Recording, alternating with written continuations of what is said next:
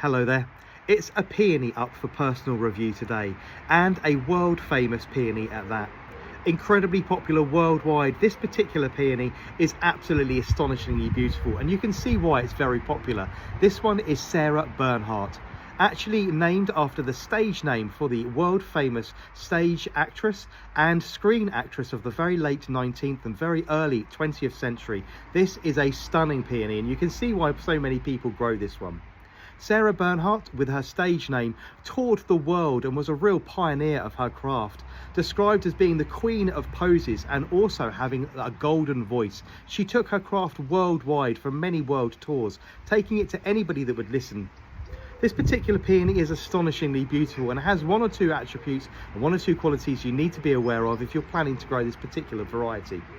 This particular one actually does best in partial shade. If you grow this particular peony in full sun, you'll heavily bleach out this really exquisite colour and turn it almost white, which is a little bit disappointing.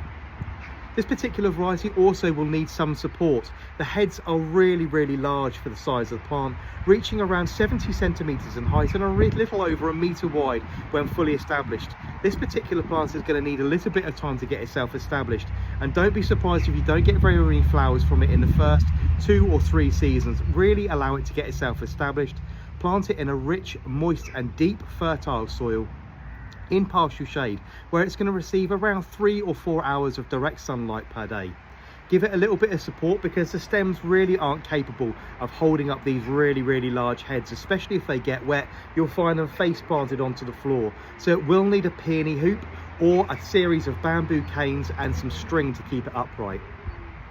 When it comes to cutting this particular variety, always cut the flowers when they're at that lovely marshmallow stage, just as the bud starts to open up and it's got a little bit of give to it. You're not going to be able to get the stems particularly long on this variety for cutting and bringing to the house. Anywhere between 12 and 10 inches long is about as long as you're going to be able to get them. You can see the stems actually start nodding, so if you did want to cut them any longer than that, you're going to have to consider wiring them or giving them support in a vase, which is not ideal. But they are an astonishingly beautiful colour. The buds are a really nice, deep, strong pink, marbled with this really lovely cerise up the back, which remains with the flower as it particularly ages. It's really flouncy. It's really fussy and very romantic and whimsical in its look. Highly fluted on the edges. It opens this lovely deep pink, which slowly fades out to a coral pink with a little bit of time. It really is very pretty indeed, and perfect for creating a small posy or arrangement, maybe on a lamp table or by your bedside, if you can stand the fragrance on this one. This is one of the fragrant peonies, and I'm not really getting on with the fragrance of these at all. It's very chalky. It's very powdery, it's very dry on the palate, and not particularly, for me, particularly pleasant. But it does add another dimension to this particular peony. I say this one is Sarah Bernhardt.